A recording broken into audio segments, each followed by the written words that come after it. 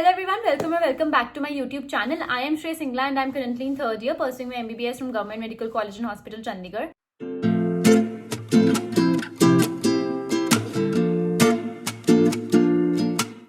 मैं बहुत regular basis पे आपके लिए वीडियोस लेकर आ रही हूँ एंड मैं ट्राई कर रही हूँ कि जितनी भी आपके क्वेश्चंस हैं वो मैं उनको एड्रेस करूँ, मैं रिप्लाई करती हूँ कमेंट्स में। मैं कोशिश करती हूँ कि जितने कमेंट्स आए हैं मैं उनको पढ़ूँ, रिप्लाई करूँ, वीडियो बनाऊँ एंड बैक टू बैक मैं कम्युनिटी पोस्ट डालती रहती हूँ आपकी पूरी सजेशंस लेने के लिए कि क्या करना चाहिए, क्या नहीं करना चाहिए।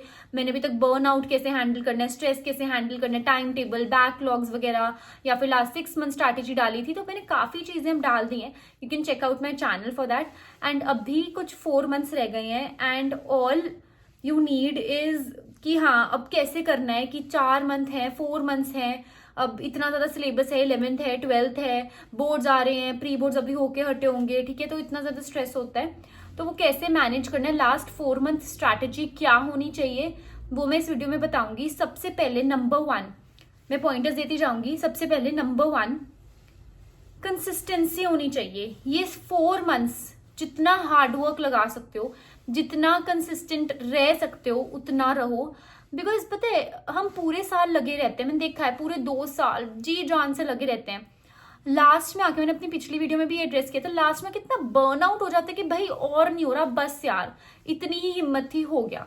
And you give up, you start giving up and नहीं चलेगा ऐसे। बिकॉज सोचो तुम 2 साल किसी के लिए लगे हो और एंड में आके थक गए। वो स्टोरी सुनी होगी ना कि हाँ एक कोई गड्ढा खोद रहा था और वो इतना थक गया लास्ट में आते आते और उसको जो वो ट्रेजर मिलना था वो नहीं मिला, ठीक है। और वही दूसरे बंदे ने क्या किया, वो लास्ट वाला जो एक और शायद वो गड्ढा खोदना, एक बार और खोदना था, वो ट्रेजर उसको मिल गया।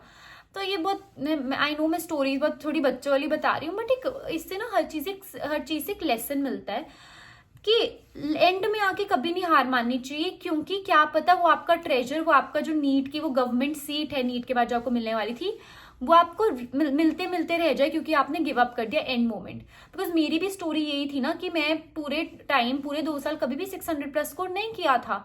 उसके 2 मंथ्स जो लास्ट के 2 मंथ्स थे, मैंने इतने पागलों की तरह पढ़ाई करी है। मैं पूरे टाइम लगी रहती थी, हार्डवर्क करती रहती थी, बट मैंने कोई स्ट्रैटेजी नहीं यूज करी थी।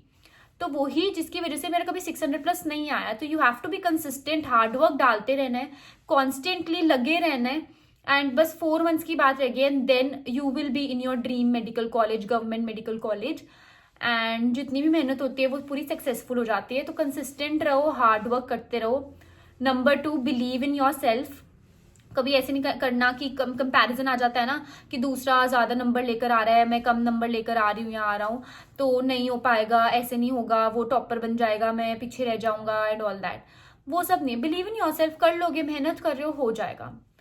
नंबर 3 में जो पहले बेसिक पॉइंटर्स हैं वो देना चाहती हूँ। बिकॉज ना हमेशा किसी भी चीज की कंपटीशन की तैयारी हमेशा एक प्रॉपर माइंड सेट से होती है। और वो माइंड सेट पहले जब मैं वीडियो स्टार्ट करती हूँ हमेशा मोटिवेट करने का ट्राई करती हूँ कि पहले मोटिवेशन लो, उसके बाद get back to your studies, ठीक है। तो इसलिए थर्ड पॉइंट इज, मतलब मैंने पहले बोला बिलीव इन, मतलब पहले बोला मैंने कंसिस्टेंसी रखो, हार्डवर्क रखो, then believe in yourself. Then third point is कि कभी भी ड्रॉप के बारे में नहीं सोचना। मैंने बहुत वीडियोस में बोला है जब तुम ड्रॉप के बारे में सोचते हो तब तुम्हारा माइंड बोलता है कि हाँ वी हैव अनदर चांस, ठीक है इस बार नहीं हुआ, नेक्स्ट टाइम कर लेंगे, तो नहीं मिलेगी सीट। ऐसे ड्रॉप के बारे में कभी नहीं सोचना, लगे रहो लगे रहो लगे रहो, नंबर नहीं आ रहे फिर भी ड्रॉप के बारे में नहीं सोचना। बिकॉज तुम अपने माइंड को समझा रहे हो कि कुछ नहीं होता यार, इस बार नहीं हुआ तो अगली बार हो जाएगा। बट तुम्हारा माइंड कैसे काम करेगा, तुम्हें गवर्नमेंट सीट कैसे मिलेगी, जब तुम्हारे माइंड को पता होगा कि यार डू एंड डाई सिचुएशन है, कोई ऑप्शन है ही नहीं इसके अलावा, तो यही करना है। मेरे पास कोई बैकअप प्लान नहीं था, मेरे पास कोई ड्रॉप का ऑप्शन नहीं था। मुझे तो बहुत बेइज्जती फील होती थी कि मैंने ड्रॉप ले लिया तो मैं पीछे रह जाऊंगी, ठीक है। तो कभी भी ड्रॉप के बारे में नहीं सोचना, ये सोचो कि यार नहीं, डू और डाई सिचुएशन है, करना ही करना है। अब आते हैं मेन स्ट्रैटेजीज पे। पहली 3 चीजें तो बहुत इंपॉर्टेंट है जो अगर आप इस बिना मोटिवेशन के करोगे तो नहीं कर पाओगे, ठीक है। अब नंबर 4, मैंने ना पूरे 2 साल में, मैं बार बार बता रही हूँ कि मैंने रिविजन्स भी करी हैं फिर भी नंबर नहीं बढ़ रहे हैं। मैं बार बार ये बोलती हूँ कि क्वेश्चन प्रैक्टिस करो। लास्ट के 4 मंथ्स में क्वेश्चन प्रैक्टिस करना नहीं छोड़ना है। बहुत लोग क्या करेंगे, बोर्ड्स आ रहे हैं जी उसके लिए हम पढ़ेंगे अच्छे से, 1 महीना बिल्कुल त्याग दी नीट की तैयारी। अगर ऐसे करोगे, क्वेश्चंस को प्रैक्टिस करना छोड़ दोगे, मोमेंटम खत्म हो जाएगा एंड जिसकी वजह से क्या होगा, तुम्हें क्लिक ही नहीं करेगा जल्दी जल्दी, और टाइम की तो कमी होती है नीट के एग्जाम में, ठीक है। और जब भी तुम क्वेश्चंस करते हो तो हमेशा टाइम देख के करना है कि इतने क्वेश्चंस इतने टाइम में करना है, ताकि नीट में 3 घंटे 20 मिनट में पेपर पूरा खत्म हो जाए। 10 मिनट स्पेयर भी करने होते हैं, वो भी बताया हुआ है, वो भी मैंने वीडियो बनाई हुई है, ठीक है। तो नंबर 4 वॉज कि क्वेश्चंस प्रैक्टिस करने हैं, ब्रेक नहीं लगानी है, हर रोज क्वेश्चंस, चाहे तुम 10 भी करो, किसी दिन कोई प्रॉब्लम भी हो जाती है कि नहीं कर पा रहे हो तो 10 ही कर लो, पर मोमेंटम मत छोड़ो, ठीक है। नेक्स्ट 5th पॉइंट, रिविजन करते जाओ, रिविजन करते जाओ, रिविजन करते जाओ। मैं बार बार रिपीट इसलिए कर रही हूँ, revision is very very important. अगर तुम क्वेश्चंस कर रहे हो, गलतियां हो रही है, रिविजन नहीं कर रहे, नो यूज, क्वेश्चंस को करो ही मत अगर तुम रिविजन नहीं कर रहे हो। रिविजन करना इज वेरी इंपॉर्टेंट, बिकॉज अगर तुम रिविजन नहीं कर रहे हो तुम्हें पता ही नहीं लग रहा ना कि तुम भूल क्या रहे हो। रिवाइज करते करते ये पता लगता है कि हाँ ये मुझे याद है, ये मैं भूल रहा हूँ। रिविजन करते रहो, ट्राई करो कि अगर तुम इंटर रिलेटेड टॉपिक्स को एक साथ कर सकते हो तो वो करो। जैसे मैं किंगडम्स होते थे, जैसे बॉटनी होती थी, तो मैं ट्राई करती थी कि वो एक साथ पढ़ लूँ, ठीक है। एंड मतलब जो वो थे क्या कहते हैं, जैसे रेसिपी होता था, मतलब रेस्पिरेशन वगैरह होता था, या फिर जीआईटी, या फिर कुछ भी मतलब हार्ट का कोई चैप्टर है, तो जो भी है, तो कहने का मतलब है कि बहुत इंटर रिलेट करके पढ़ो, ताकि अब जैसे फॉर एग्जाम्पल, बहुत अच्छी एग्जाम्पल देती हूँ कि हम इनऑर्गेनिक केमिस्ट्री में ब्लॉक्स पढ़ते हैं डिफरेंट, है ना। तो ये मत करो कि आज एक ब्लॉक पढ़ लिया कल दूसरा ब्लॉक पढ़ लिया, ट्राई करो ब्लॉक्स एक ही बारी में खत्म करते जाओ। एनसीईआरटी पढ़ो या अपने नोट्स पढ़ो और ब्लॉक्स को एक ही बारी में खत्म करते जाओ, उनको डिफरेंट डेज पे मत करो, क्योंकि तुम इंटर रिलेट नहीं कर पाओगे। वैसे तो मैं ट्राई करती थी कि हर रोज 3 बायो के चैप्टर कर लूँ, एक फिजिक्स एक केमिस्ट्री का कर लूँ, ठीक है। उसमें भी अब जैसे केमिस्ट्री 3 में डिवाइडेड है, तो ट्राई करो कि थोड़ा थोड़ा सब में, तीनों इनऑर्गेनिक, ऑर्गेनिक एंड फिजिकल की थोड़ा थोड़ा रिवाइज सब में कर लो। बट अगर नहीं कर पा रहे हो और एक ही सब्जेक्ट करने का मन है, तो तब इंटर रिलेटेड टॉपिक्स करो और मेजर चंक खत्म करो। अगर तुम इंटर रिलेटेड टॉपिक्स करो, जिसकी वजह से क्या होगा, तुम्हारा माइंड वैसे बनेगा कि हाँ पेपर में भी अगर कुछ रिलेटेड स्टेटमेंट्स आ गई तो तुम्हें आता होगा। तो इंटर रिलेटेड टॉपिक्स करो, ठीक है। नेक्स्ट, जब तुम ये सारी चीजें कर लेते हो, अब मैं मॉक टेस्ट को बहुत एम्फेसिस इसलिए देती हूँ, एम्फेसाइज करती हूँ कि मॉक टेस्ट करना बहुत जरूरी होता है। बिकॉज मैंने क्या किया था, कभी मतलब मैंने मॉक टेस्ट बहुत दिए थे थ्रू आउट लाइक 2 years, मैंने अपने मॉक टेस्ट इतने ज्यादा दिए थे, बट मैंने उनको कभी एनालाइज ही नहीं किया था कि मेरी गलती क्या है। गलती करती थी, नेक्स्ट मॉक टेस्ट देती थी, उसमें भी वही गलती, नेक्स्ट ऐसे ऐसे करके गलती वही रिपीट होती रहती थी। तो मॉक टेस्ट देना बहुत जरूरी है, उसके बिना तुम क्लियर नहीं कर पाओगे नीट, क्योंकि तुम्हें पेपर देना आता ही नहीं होगा। और मॉक टेस्ट भी 3 घंटे 20 मिनट बैठ के लगातार मॉक टेस्ट देना है, रुकना नहीं है कि एक वो कर लिया सेक्शन एक बार में कर लिया, दूसरा दूसरी बार में कर लिया, नहीं।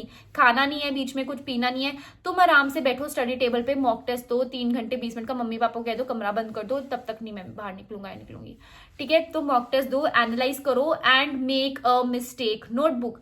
अब मिस्टेक नोटबुक कहने की बात है, मैं तो फोटोज खींच के रख लेती थी, क्योंकि मुझे ऐसा लगता था मैं एक और नोटबुक उठाने बैठूंगी तो मेरे लिए तो एक और बड़ी चीज हो गई वो। मैं फोटोज खींच के रख लेती थी और फोटोज को रात को स्क्रॉल करते करते सो जाती थी। तो मिस्टेक नोटबुक बनाओ, ये आई गेस 7th पॉइंट होगा कि 7th स्ट्रैटेजी होगी कि मिस्टेक नोटबुक बनाओ अपनी।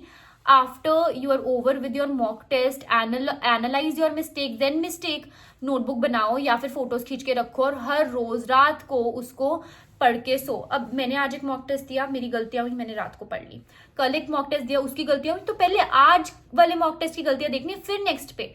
ऐसे सारी गलतियों को लिख लो और या फोटो खींच लो और वो नंबर 1 से शुरू करते हुए जाना है, फिर सारी गलतियां देखते हुए जाना है, ठीक है। अब मॉक टेस्ट शुरू में अभी मार्च के एंड तक, नहीं सॉरी फेब के एंड तक, तुम 2 वीक में एक बार मॉक टेस्ट दे दो, क्योंकि बोर्ड्स वगैरह भी होते हैं, ठीक है। मार्च में भी बोर्ड्स हैं आई नो, बट ट्राई करो कि 2-3 दिन के बाद एक मॉक टेस्ट देना शुरू कर दो। मैं एडवाइस करूंगी, अगर तुम्हारे बोर्ड्स नहीं होते तो 2 महीने होते हैं, तो मैं 60 मॉक टेस्ट बोलती हूँ कि हर रोज का एक मॉक टेस्ट देना बहुत जरूरी होता है, अगर दे सकते हो। बट बोर्ड्स हैं तो मैं उसमें क्या ही बोलूँ, बट अप्रैल में तो पूरा हर रोज एक मॉक टेस्ट देना है, दिन में 2 भी दे सकते हो तो 2 भी दो, बट मुश्किल हो जाता है। तो मॉक टेस्ट जितने मैक्सिमम दे सकते हो उतने दो, ठीक है। और गलतियां देखो अपनी, बार बार कह रही हूँ, मेरी सबसे बड़ी गलती ये थी कि मैंने अपनी गलतियां नहीं देखी थी, नहीं तो मेरे शायद स्टार्टिंग में ही नंबर आ जाते, ठीक है। उसके बाद कभी भी, मतलब हमेशा मैं यही बोलती हूँ कि जब भी तुम पेपर को अटेम्प्ट करते हो ना, मॉक टेस्ट को, नेक्स्ट स्ट्रैटेजी बता रही हूँ, 8th पॉइंट होगा। नेक्स्ट स्ट्रैटेजी ये है कि जब भी तुम पेपर को अटेम्प्ट करते हो ना, मैंने पेपर अटेम्प्ट करने की भी वीडियो बनाई है, बट इसमें भी मैं इसलिए बता रही हूँ कि एक ही जगह पे तुम्हारे सब कुछ पॉइंटर्स आ जाए।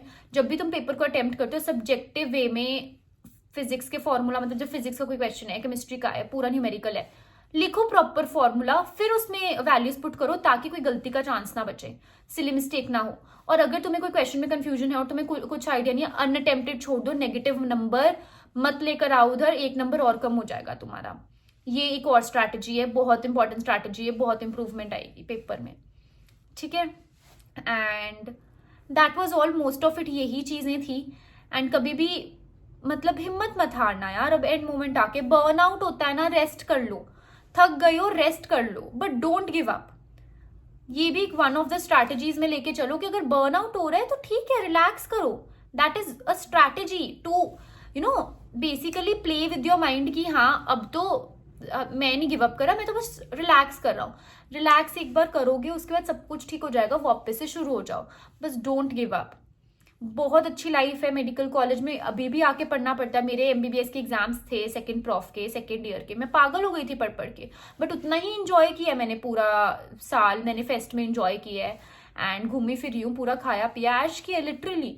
तो इंजॉयमेंट पूरी होगी, बस लगे रहो 4 महीने, don't give up and just believe in your self. जो मैंने आपको सेकंड पॉइंट बताया था, ये भी एक स्ट्रैटेजी है, एक सेकंड पॉइंट बताया था, just believe in your self. गलतियां होती है ना, प्लीज लिख लेना, प्लीज, इट्स अ रिक्वेस्ट, बहुत अच्छे से स्कोर बढ़ जाएगा।